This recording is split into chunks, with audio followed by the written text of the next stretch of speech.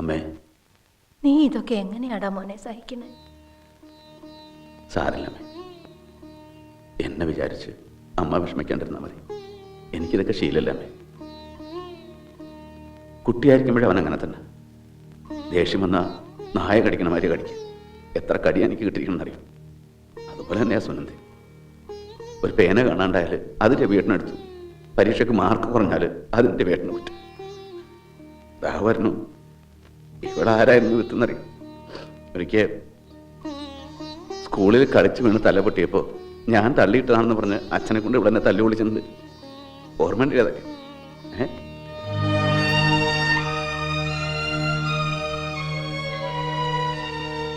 അന്ന് അവർ പറയണതൊക്കെ അച്ഛനും അമ്മയും വിശ്വസിക്കും. ഇന്നതല്ലല്ലോ. അമ്മ എന്നെ വിശ്വസിക്കണ്ടേ? അതുപോലെ എനിക്ക്.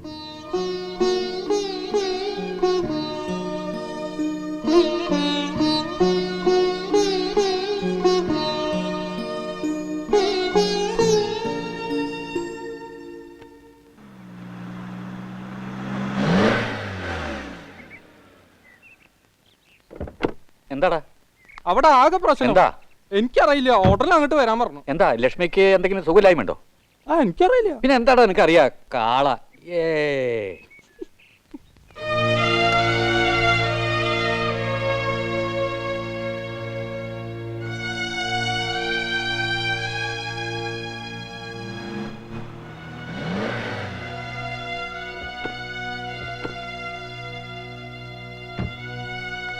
എന്നെ ആരും പിടിക്കണ്ട. കയ്യിന്ന് വിട്. എന്താ ലക്ഷ്മി? ഏട്ട മടിയിലേക്ക് കയറ്. മോളെ ഈ ബാഗ് കയ്യിലിരുന്നോട്ടെ. വാ നിങ്ങടാ പറയാം.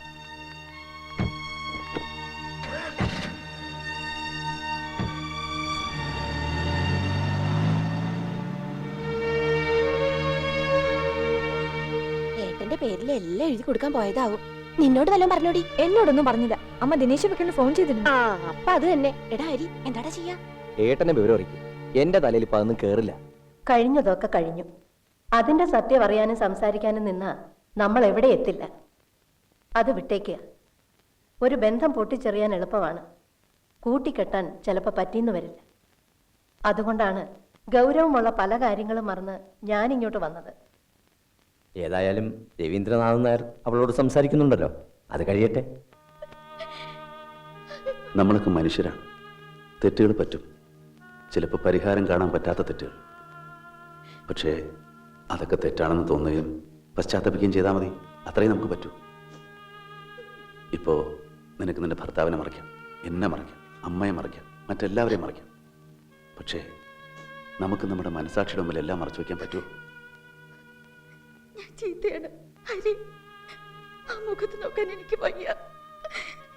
മറ്റാരും ഒന്നും അറിയില്ല. ഞാൻ ആരോടും ഒന്നും പറയില്ല. എല്ലാവരും വിചാരിക്കുന്നത് പോലെ ഞാൻ നിന്റെ മുറിയിൽ കയറി വന്നു. അതെങ്ങനെ തന്നെ ഇരുന്നോട്ടെ. ഇപ്പൊ ഞാൻ നിന്റെ മുമ്പിൽ വന്ന് മാപ്പ് പറഞ്ഞു. അതുകൊണ്ട് നീ വന്നു. നീന, ഗീതയെ പോലെ തന്നെയാണ് എനിക്ക് നീയും.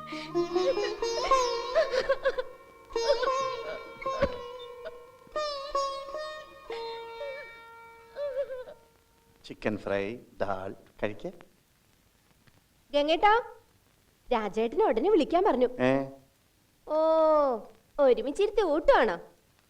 ആ, തിന്ന് തിന്ന്, വയറ് നിറച്ച് തിന്ന്. വേണ്ട സുനന്ദേ, ഭക്ഷണം കഴിക്കുമ്പോഴാണോ? എന്നാ വീശി കൊടുക്കാം. ഇവളോടൊന്നും ഒരു ദയ മര്യാദയും കാണിക്കേണ്ട ആവശ്യമില്ല. എന്റെ ഹരിയെ കൈവച്ചപ്പോ മുതലുള്ള കലിയ എനിക്ക്. അത് കുറെയൊക്കെ അവന്റെയും തെറ്റുണ്ട്. അവനെന്തിനാ കൈ ഓ, അത് കൊള്ളാം. എന്താ പോര അലിവ്? ചേട്ടൻ അനിയത്തിയുടെ മുറി കയറിയ പോലെ ചേട്ടത്തിയുടെ മുറി കയറാൻ വല്ല പ്ലാനും ഉണ്ടോ? അയ്യേ, നീ എന്തൊക്കെ ഈ പറയണത്? കഷ്ടം.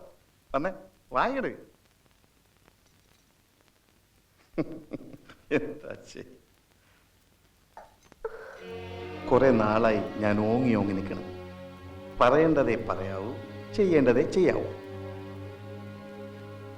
നിനക്ക് നൊന്താ എനിക്ക് നോവും. തല്ലിയതല്ല, ഒരു മരുന്ന്. വാ, ഇനി നമുക്ക് ഏറ്റം. മോശമായി പോയി. അഡ്വക്കേറ്റ് ദിനേശനൊന്നും പറയുന്നില്ല. ചോദിക്കാൻ പാടില്ലായിരുന്നു. അതുപോട്ടെ, നമുക്കിപ്പോൾ എന്തെങ്കിലും ചെയ്യാൻ പറ്റുമോ? എന്തെങ്കിലും അറ്റാച്ച്മെന്റ് കൊണ്ടൊന്ന് തൽക്കാലം നമുക്കൊരു സ്റ്റേ വാങ്ങിക്കാം. But it is only temporary. അതുപോലെ നിങ്ങളുടെ അനിയൻ നാട് വിട്ടു പോയിട്ട് എത്ര വർഷമായി? 18-19 വർഷമായി. അതിനിടയിൽ വരികയോ കത്തയക്കുക അങ്ങനെ വല്ല കമ്മ്യൂണിക്കേഷൻസ് ഉണ്ടായിട്ടുണ്ടോ?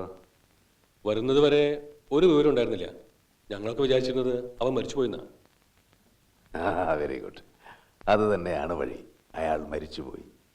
ഇപ്പോൾ വന്നിരിക്കുന്നത് നിങ്ങളുടെ അനിയനല്ല, അനിയനാണെന്ന് പറഞ്ഞെത്തിയിരിക്കുന്ന ഏതോ ഒരു ക്രിമിനൽ. അമ്മ അത് പറയൂ. അമ്മ പറയണ്ട, നമ്മൾ പറയുന്നു. മകനാണെന്ന് അയാൾ തെളിയിക്കട്ടെ. 7 വർഷം ഒരാളെക്കുറിച്ച് ഇൻഫർമേഷൻ ഒന്നും ഇല്ല എങ്കിൽ അയാൾ മരിച്ചതായി പരിഗണിക്കാം.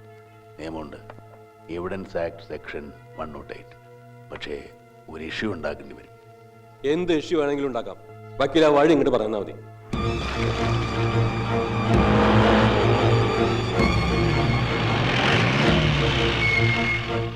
അച്ഛൻ എങ്ങോട്ടാ പോയേ? അറിയില്ല. അച്ഛൻ എന്താ വരാത്തെ? വരും. അമ്മായി, പോലീസ് പോലീസ്. എന്താ? അയാൾ കൂട്ടിക്കൊണ്ട് വന്ന ആ രാജേന്ദ്രമാമൻ. എന്തിനാ? എന്താടി നിന്റെ പേര്? സീത. സീത. എടുക്കടി പെട്ടി മട്ടിയൊക്കെ. എന്തിന്? ഇത് ഞങ്ങളുടെ അമ്മായിയാ. ഇവള് പലരുടെ അമ്മായി ആയിട്ടുണ്ടാവും. പറഞ്ഞത് കേട്ടില്ലേടി? ഇത്ര പെട്ടെന്നത് വേണ്ടിയിരുന്നില്ല ഏട്ടാ. പിന്നെ എപ്പോഴാ? ഇതല്ലാതെ വേറെ വഴിയില്ല.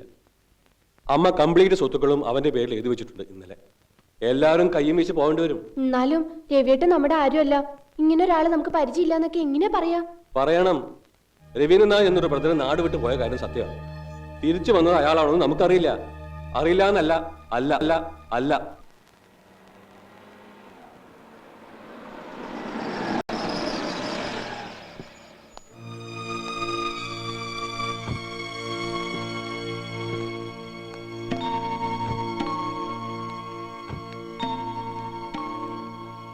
എന്താ മോനെ? എന്താ നമ്മുടെ വീട്ടിൽ പോലീസ്? അതിന് അമ്മ എന്തിനാ പേടിക്കുന്നേ? നമ്മളാരെയും കൊന്നിട്ടൊന്നുമില്ല.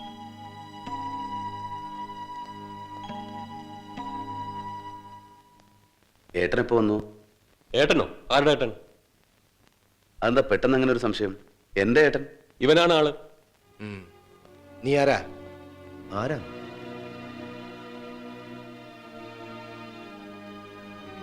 സത്യം പറടാ, നീ ആരാ?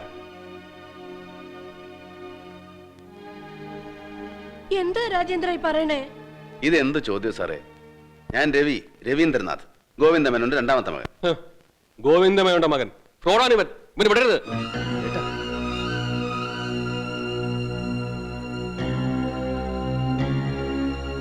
നീ എന്താടാ പറഞ്ഞത്? ഇവൻ എന്റെ മോനാ. എന്റെ മോൻ. എന്നൊന്നും പറ്റ എന്റെ മോൻ. സത്യമായിട്ട് എന്റെ ഏട്ടനാണ്. ഈ വല്ലിട്ട് മരണം നുണയാ. ഇത്ര നാളെ വല്ലിട്ട് ഇത് സംശയിച്ചിട്ടില്ല. ചോദിച്ചു നോക്ക്. സംശയം ഉണ്ടായിരുന്നു, പക്ഷെ ഇപ്പോഴും ഉറപ്പായത് നുണയാണ്. സ്വത്തിന് വേണ്ടി വല്ലിട്ടുണ്ടാക്കുന്ന കള്ള കേസാ. ഓ, ആ കളിയാണോ? എന്റെ രാജേന്ദ്ര, ഇതിലും ഭേദം അവനെ ഉറക്കത്തിൽ കുത്തി കൊന്നുവിടറ പട്ടി. എടോ, സൂക്ഷിച്ച് സംസാരിക്കണം. എന്താ സാർ ഇത്? നിങ്ങൾ വെറുതെ വേണ്ടാത്ത കാര്യത്തിന് പോലീസിനെ കരുവെക്ക. വേണ്ടാത്ത കാര്യോ? എടോ, ഇത് എന്റെ വീട്ടിലുണ്ടായ ഒരു ഇഷ്യൂവാ. സംശയം തോന്നി, ഞാൻ പെറ്റീഷൻ തന്നു. അത് അന്വേഷിക്കാനുള്ള ഉത്തരവാദിത്തം തനിക്കുണ്ട്. ഇവനിവിടെ എല്ലാരും കൊന്നിട്ട് പോയാലേ സമാധാനം താൻ പറയേണ്ട വരും. ഈ അമ്മയ്ക്ക് ഓർമ്മക്കുറവുണ്ട്, കാഴ്ചക്കുറവുണ്ട്. ആളെ കണ്ടാൽ തിരിച്ച് അറിയൂല. എടാ, നീ എന്റെ മകനല്ല, എന്റെ വയറ്റിൽ കുരുത്തതല്ല. നിന്റെ ഉള്ളി മൃഗമാണ്. മൃഗം. ഇറങ്ങടാ എന്റെ വീട്ടിൽ നിന്ന്. എടാ, ഇറങ്ങാൻ. ഇറങ്ങാൻ. അമ്മ ഇവിടെ എടാ, ഇറങ്ങാൻ. ഇറങ്ങാൻ.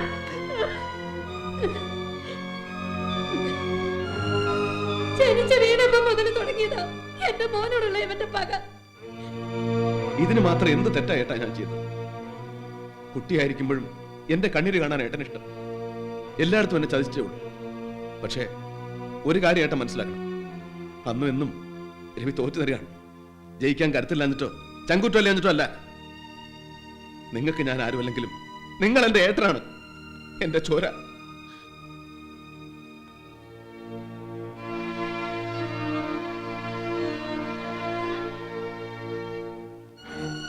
മോനെ, DIG ഗോവിന്ദമേനോന്റെ ഭാര്യയാണ് ഞാൻ.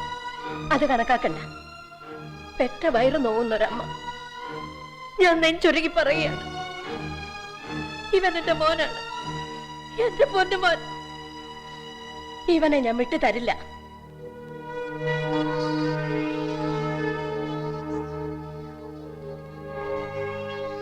ഇതിന് ഞങ്ങൾ ഏട്ടനോട് നിൽക്കില്ല. ഇങ്ങനെ ഒരു കടുങ്കൈ ചെയ്തിട്ട് കിട്ടുന്ന സ്വത്ത് ഞങ്ങൾക്ക് വേണ്ട. ഇപ്പൊ എല്ലാരും പുണ്യാളന്മാരായി. സാറേ, സാർ ഒരു എക്സിക്യൂട്ടീവ് എഞ്ചിനീയറുടെ പോസ്റ്റിലിരിക്കുന്ന ആളല്ലേ? പണത്തിന് വേണ്ടി ഇങ്ങനത്തെ കളി കളിക്കണം. ഇതിലും ഭേദം ഞാനൊന്നും പറയുന്നില്ല. കൊള്ളാം. എല്ലാവരും ചേർന്ന് ശരിക്കും വാരി തന്നെ. മറക്കില്ല. ഒന്നും മറക്കണ സ്വഭാവക്കാരനല്ല രാജേന്ദ്രനാഥ്. ഓർത്തോ.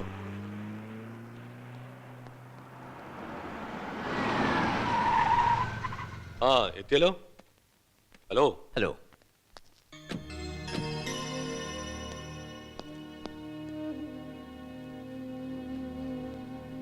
ഹരി, നിന്റെ ഭാര്യയുടെ യഥാർത്ഥ ചരിത്രം അറിയോ? അതിനു മുമ്പ് കുറെ പഴയ ചരിത്രങ്ങൾ ഞാൻ അങ്ങോട്ട് പറഞ്ഞു തരാം. വേണോ? രേഖകളുണ്ട്, കാണിച്ചു തരാം. നിന്റെ അമ്മ സൂക്ഷിച്ചു വെച്ചിട്ടുണ്ട്. വെറുതെ ആ വെളുത്ത മുഖത്ത് കരി തേക്കണ്ട. നീ ഇതൊന്നും കാര്യമാക്കണ്ട, വാ. ഓണപ്പോക്കിനൊരാണി. ഇവൻ വെറും മൃഗല്ല, കണ്ടാമൃഗ.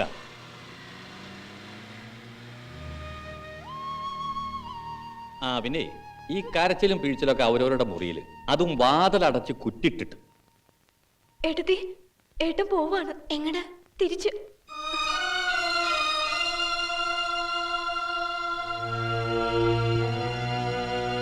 അല്ല, രവിയേട്ടൻ പുറപ്പെടുകയാണ്.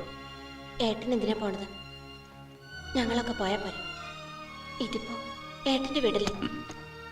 ഏട്ടന് വീടുണ്ട് അവിടെ. ഒരു മുറി, ഒരു കൊച്ചടുക്കളി. അത് തന്നെ ധാരാളം. ഏട്ടനൊരു ചെറിയ കമ്പനിയിലെ തൊഴിലാളിയല്ലേ. അതെന്നെ ഇപ്പൊ ഉണ്ടോന്നറിയില്ല. ആരല്ല, എന്ത് പണിയെടുക്കാൻ അറിയാം, ജീവിക്കും. അപ്പോ ആധാരം നടത്തിച്ചോന്ന്? നടത്തിച്ചു. അമ്മയെ കൊണ്ട് നിങ്ങളുടെ 4 ആളുടെ പേർക്ക് എഴുതിച്ചു ഏട്ടൻ. ഇതിപ്പോ നിങ്ങളുടെ വീടാണ്. ഒരപേക്ഷയുണ്ട്. അമ്മയുടെ കാലം കഴിയുന്നവരെങ്കിലും ഇത് പൊളിച്ചു വെക്കരുത്. നമ്മള് 4 അല്ലല്ലോ, 5 ആളല്ലേ ഏട്ടാ? എന്ന് ആര് പറഞ്ഞു? ഇപ്പൊ കേട്ടില്ലേ? രവിയേട്ടൻ ഗോവിന്ദൻ എന്റെ മോനല്ല, സ്വത്ത് മോഹിച്ചു വന്നൊരു ഫ്രോഡാണെന്ന്. ശരിയാണ്, ചിലർക്ക് മോഹിച്ചു തന്നെയാ വന്നത്. പക്ഷേ സ്വത്തും പണമൊന്നുമല്ല. എന്റെ മക്കൾക്ക് വല്യച്ഛൻ, ഇളയച്ഛൻ, സുനന്ദമായി, ഗീതമായി എന്നൊക്കെ വിളിക്കാൻ, ഓണത്തിനോ വിഷുവിനോ ഒക്കെ ഒന്ന് നാട് കണ്ടിട്ട് പോവാൻ. ഇനിയിപ്പോ ഒരു കാലത്ത് ഞാനില്ലാണ്ടായാല് അവരെന്തെങ്കിലും തെറ്റ് കാണിച്ചാൽ ആ തെറ്റൊന്ന് ചൂണ്ടിക്കാണിക്കാൻ, ഒന്ന് ഗുണദോഷിക്കാൻ. ഇളയച്ഛനും അമ്മായിമാരും സാരില്ല. ഞങ്ങളുണ്ടാവും ഏട്ടാ, എന്നുണ്ടാവും. ഏട്ടൻ പോകരുത്.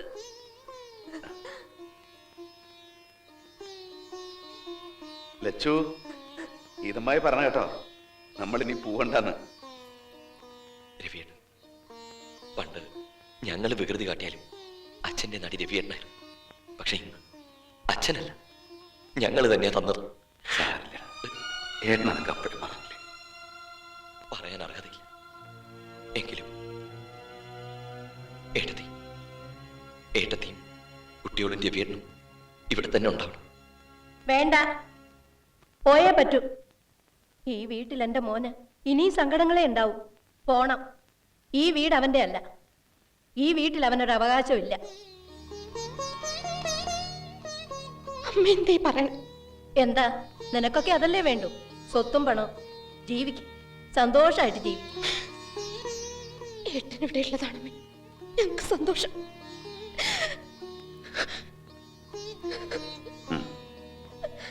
ഇതിനായി ഏട്ടൻ ഈ സ്നേഹത്തിൽ, അല്ലാതെ വേറൊന്നുമല്ല. വല്ലപ്പോഴും വരുമ്പോ ഒന്ന് ചിരിച്ചു കളിച്ച് സന്തോഷമായിട്ട് കഴിയും.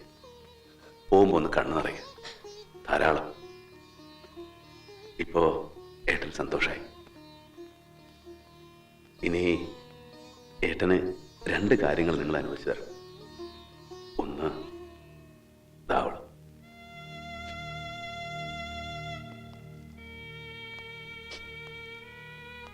സുജയ്, ഇവളങ്ങനെ മാറി നിൽക്കേണ്ട കുട്ടിയൊന്നുമല്ല. ഇവൾക്ക് ചില അവകാശങ്ങളൊക്കെ ഉണ്ട്. അതെന്തോ ആയിക്കോട്ടെ.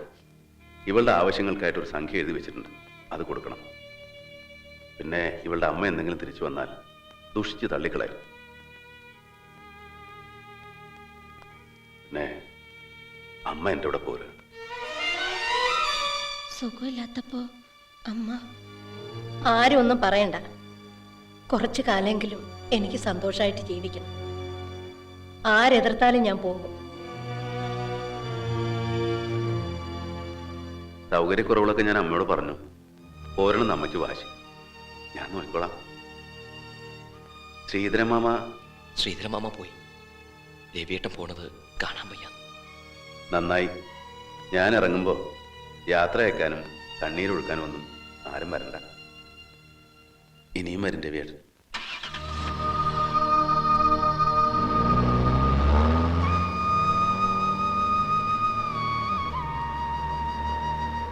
അച്ചാരിയെന്നെങ്കിലേ കണ്ടല്ലോ അച്ഛാ.